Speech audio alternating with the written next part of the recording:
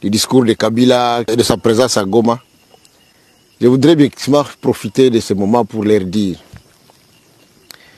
qu'il n'y a pas un grand témoin oculaire de ce qu'il a fait comme moi. Le 13 août 2013, j'ai été arrêté après une émission à la radio de Magloire Palouk pour avoir dit que le FRDC et le M23 avaient un seul commandant qui s'appelait Joseph Kabila. On m'a condamné à 3 ans de prison pour faux bruit. Mais je crois qu'aujourd'hui, les juges qui m'ont condamné se rendent compte que j'avais raison.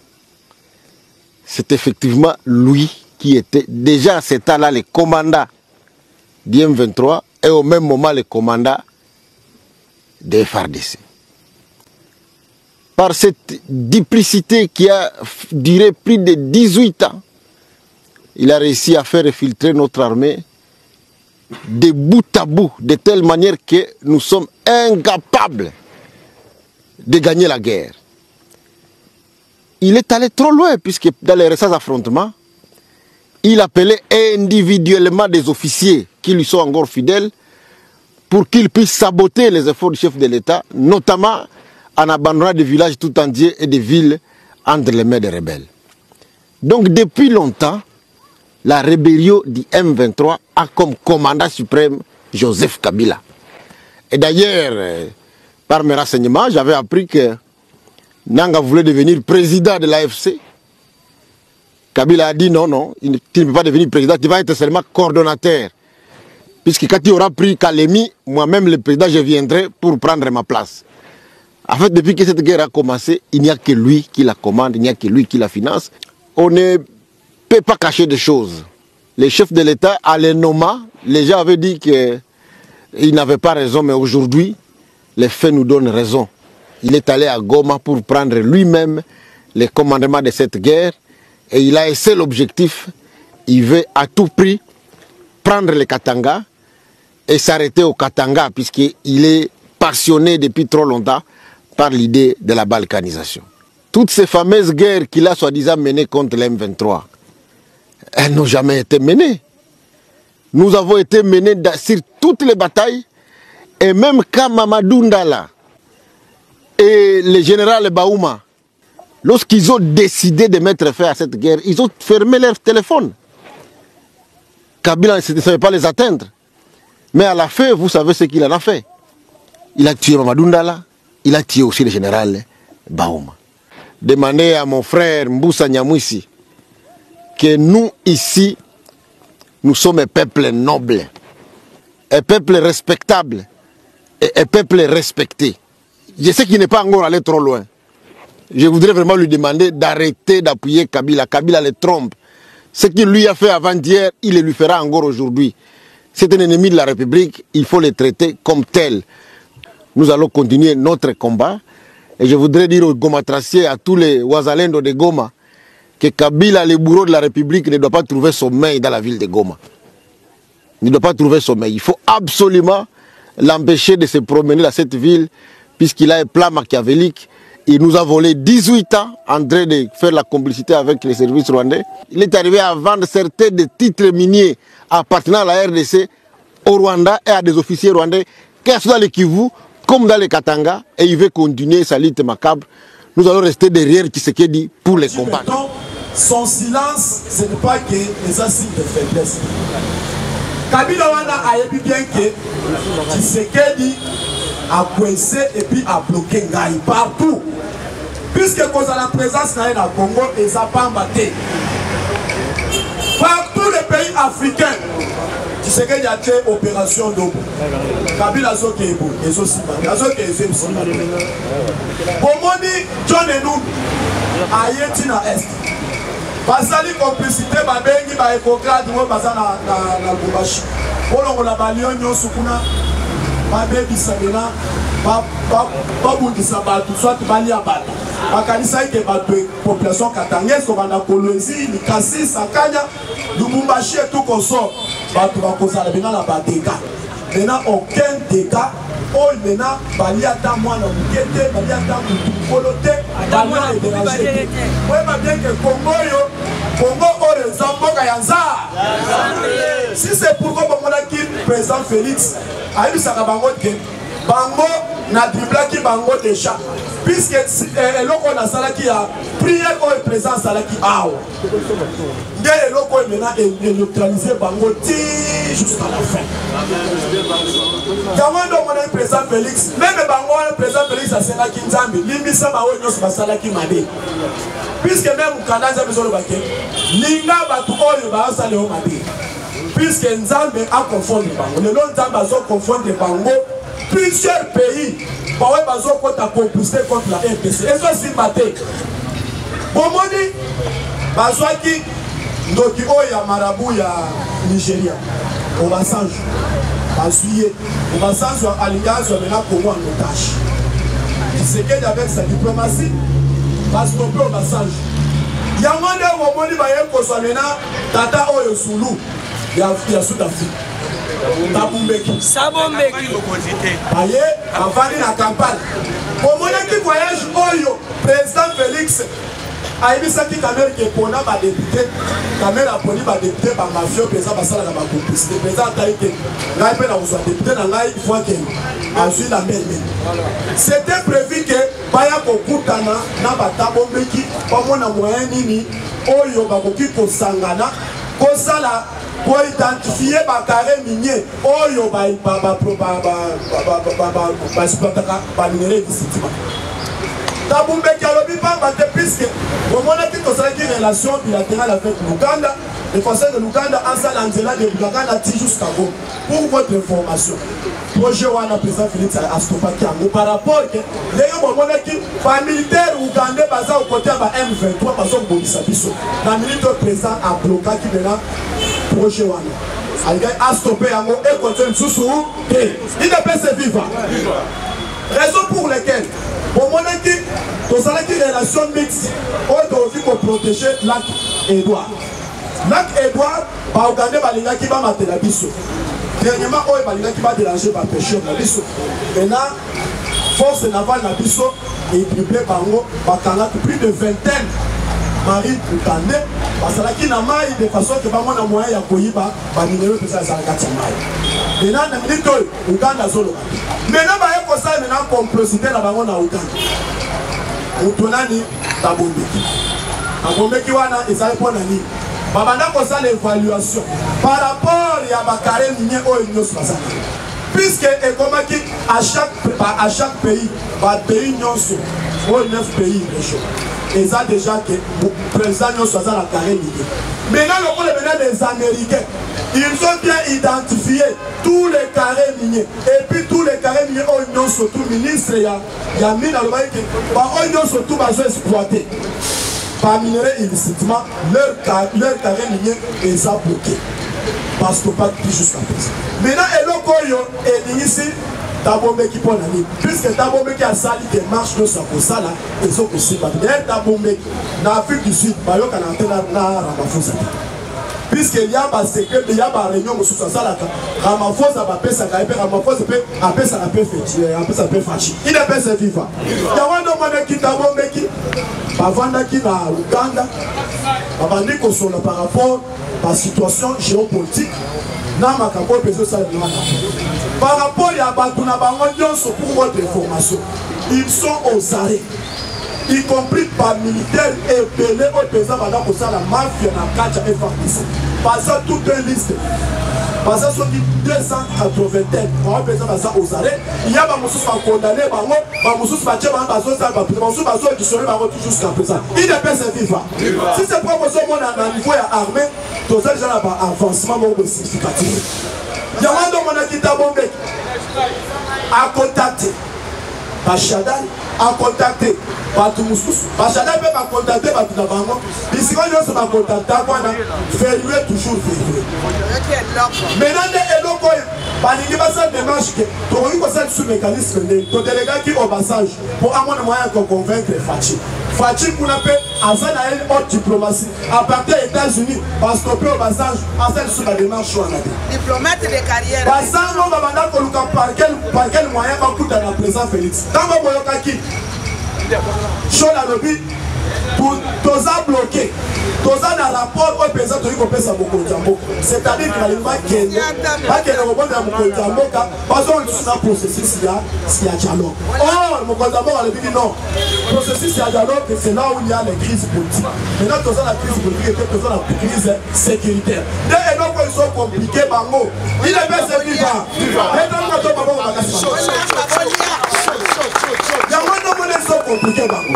Maintenant, les Américains, bataillent de gauche, bataillent au droite. Que ce soit Doha, que ce soit Union africaine, que ce soit Banane Nyonso. Allez, banile yango. Par le but, personne et faisait un token de Balamoko Makambo direct. Il y a un les États d'Amérique, ils sont envoyés leurs émissaires, ils ont envoyé leurs services de renseignement. Ils peuvent bâtir, Nyons pour pas faire bloquer Bango. Raison pour laquelle France a bandaki qu'on s'imposait. Même les Occidentaux, pendant qu'on s'imposait, battu par satellite dans Bango. Par satellite dans Bango, on a bandaki aidé sur le plan information et renseignement en faveur de Rwandais, en faveur de Ouganda. Maintenant, sur ordre, il y a Donald Trump et secrétaire d'État américain Mark Rubio. Voyez qu'on s'imposait. Par le but, tous les Occidentaux, en commençant par la France, Balongo na basatellite na Bango, on a espace à Congo. Il est bien vivant. Ceux qui balongo ils peuvent détruire yango, ceux qui vont bombarder yango. Yango on est s'imposer qui mutuali bosoz la qui va maintenant on peut s'accader mutu maka c'est sa France, na Luxembourg, y compris d'autres pays. Maintenant des bomoni maintenant États-Unis a s'imposer. Malamoko France a quitté satellite na ye, ba occidentaux ba bana ucha satellite ba quitté satellite na bango. Donc les États-Unis d'Amérique va déployer plusieurs sortes de satellites. Il ne peut se vivre. Et donc ils sont compliqués bango. Maintenant partout au pays va tirer un satellite. Donc les États-Unis d'Amérique va suivre maintenant tout contrôle l'Union so, il y a espace. Si c'est propre monnaie, tant que les États-Unis d'Amérique a récupéré tous leurs troupes dans l'OTAN, précisément dans Pologne. Dès que Sikawana menace la qui menace chute, il y a les Occidentaux et puis chute, il y a Kagame. Puisqu'à partir du matériel au pays, et pendant qu'on renforce la capacité par Kagame sur le plan de renseignement. Maintenant, les Américains se retirent. Tous les satellites occidentaux sur le plan congolais, il y a moins de monnaie, ils ont compliqué. Même la Belgique, il y a compliqué tous les occidentaux. Ils ont les Kélabano. Pourquoi Belgique, de la Belgique a banqué les bisous? Il est pas se vivre. Il y a un homme qui a bombé. Depuis Bakangaki, ancien ministre, Baouti Kokanga, adjoint fils ministre, ancien ministre, Bakangi. Donc Bakangi, Bakou Baouti Basalaki Banan. Basui Conseil national de cyberdéfense, il y a Bissou A. Pas service. Bah, qu'on soit maintenant un service de renseignement américain. Bah, en matière. Puisque va constater que de 2007 à 2019, quelques 3-4 pays, ils ont menacé les États-Unis d'Amérique. Tant que les textes minéraux ont été sauf que c'est là qui minéraux.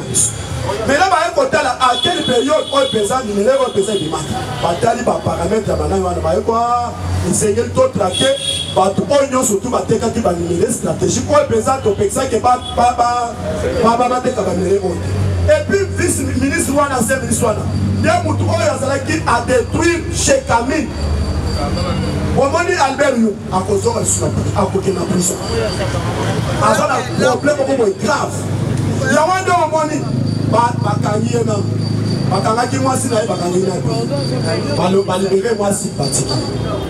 où son fils accueille. Tant que accueille, à moins de Kakuna, à moins de service spécial. À moins un Congolais. On va dire que c'est un paramètre à balayer. Par exemple, parmi les paramètres, d'abord, c'est la Kinakati. Mondelo et Abayenje. Il y a personne à la peine à 4. Et pas américain. Par exemple, maintenant, le manager au paysan a mandat pour son bon, a mandat pour contacter pour son bon. Moïse c'est Katou. Il ne peut se vivre. Pour que depuis la France. Il y a moins de maintenant les Américains passent très en colère par rapport. Il ya minerai au pesé petit ba kanga ngote puisque ba uti ko troisième béton au pesé ba kanga ki na société Chikolo ba tchaki ba béton. Maintenant Kabila a commencé à niveau à détruire deuxième béton. Ainsi par quelques minutes. Maintenant c'était prévu de pas toucher minerai. Maintenant, on pèse 1000 tonnes pour peser par soit Kango. Dès le noyau, et maintenant, Iran, Corée du Nord, dans d'autres pays, fort et puis attaquer les États d'Amérique. Il y a un mot de la main, on a dit Kabila, on a dit Kamoïs Katumbi. Il y a un Kamoïs Katumbi, on a une source. Ne mutu oende a favorisaki même ba minerai nyo sebele o zana na shekabili réservé à tekite ba minerai. Avant de organiser avec Balobi, avant qu'il soit la paix, accord de paix durable. Et c'est que pas nettoyer et c'est le nettoyage des classes politiques congolaises. 2. Et c'est que tout détruire, tout plaquer, tous les détourneurs congolais. 3. Et c'est que tout arrêter, tout ce qui a fait le malbé nyon sur la Congo. Il faut pas qu'on ait soit derrière. Action sur place. Il y a donc un niveau sombre quand on a cela qui nous. Et c'est que va neutraliser les militaires, on peut faire un brassage, mixage, on peut faire un il y a plusieurs généraux, plusieurs colonels aux arrêts. Il est passé vivant. La liste est belé. Parole va condamner, parole va ça va violer qui doit de l'homme, parole va ça qui va. Et ça liste ça moulaï. Il y a un qui même Herman Cohen. Alors que Tshisekedi doit effacer Kabila sur la scène pour politique. Les deux années sans limiter. Lobby Herman Cohen a lobby. Naïbisa Kibino. Tshisekedi et c'est là qui a renforcé 3 choses. Et là quoi liboso sur le plan économique, et là quoi sur le plan de la justice, et là quoi mis ça tout sur le plan militaire. Donc quand Tshisekedi maintenant a effacé une réforme militaire. Dans minute de Kabila, Azana et là quoi pesant pour ça il sous quelle que soit sa présence à Goma, Santi national il est pour les Américains. Car la militaire Kabila sera aux arts.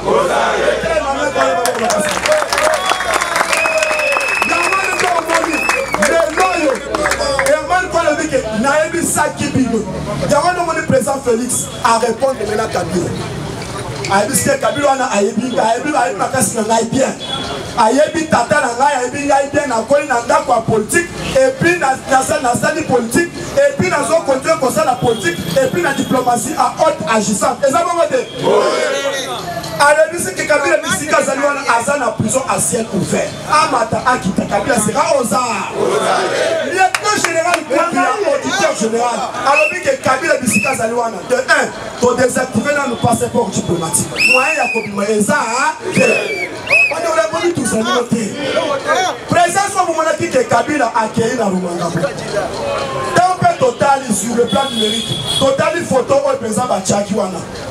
Et ça là qui a le bouton. Puisque tout le monde qui va FRDC.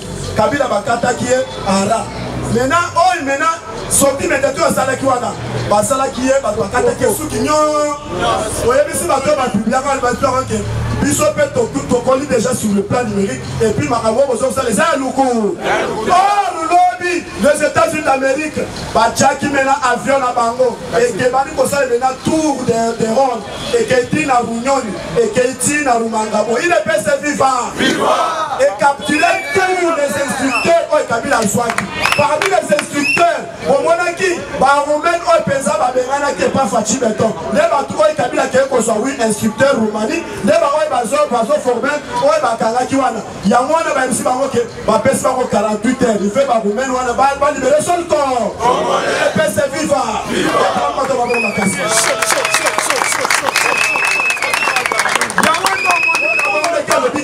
Non, les vrais militaires Kabila samedi en Somalie hier. Maintenant tu sais qu'il est beaucoup entouré plus les Kasaïens. Maintenant dans zone Bisayo, dans zone Banalinga, maintenant bah Sud-Africain basé en Afrique du Sud. Ça t'a bombé qui est anglais. Vous voyez bien que président Félix, c'est toute la première président. Oyo a sangisi plusieurs tribunes à 4 cabinets naïe. En commençant par sa porte-parole, directeur des cabinets, patron et JR, patron, il y a chef d'état-major, il y a FRDC, président du gouverneur, il y a ville province à Kinshasa, ambassadeur itinérant, plusieurs tribus. Et ça va casser les bateaux de Salikoulate. On est vers le coin. Ce qui dit à la Gouleka, en expliquant en anglais. Maintenant, on a besoin en Afrique du Sud. On dit mon en anglais. Bon, on a chuté. Il ne peut se vivre. Lobby, ça l'aide de Basala qui déclaration massive.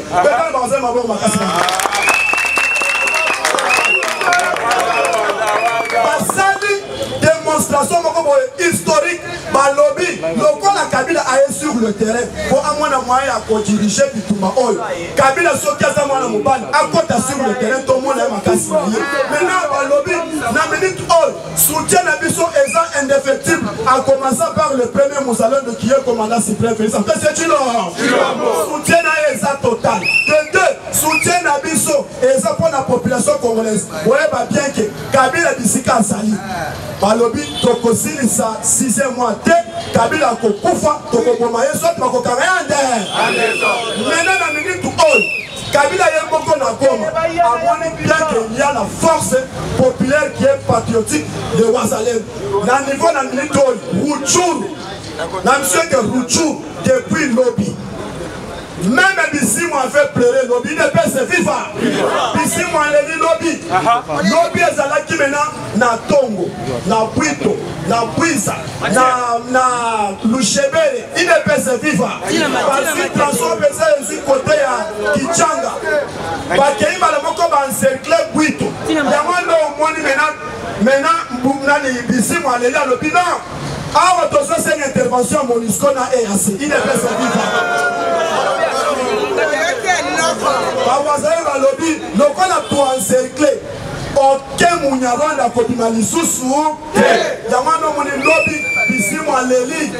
Bissi Mwaleli, parce que ah, pensez que c'est sous na mawate. Moi, il y a tout capté sur les ailes sous tes secrétaires. Les lois na Sud Kivu. Gouverneur, il y a Sud Kivu. Jean-Jacques Pouroussi. A ici population. Et l'on va libérer, c'est qu'il faut dénoncer. Dans quelques jours, nous allons reprendre Bukavu. D'ailleurs, Nayaki na délégation. Alors bien ça, Nayaki na délégation plusieurs Américains à Simananga. Kanami était Bukavu sera récupéré avec nos forces et voyants militaires et les Wazalais. Merci beaucoup.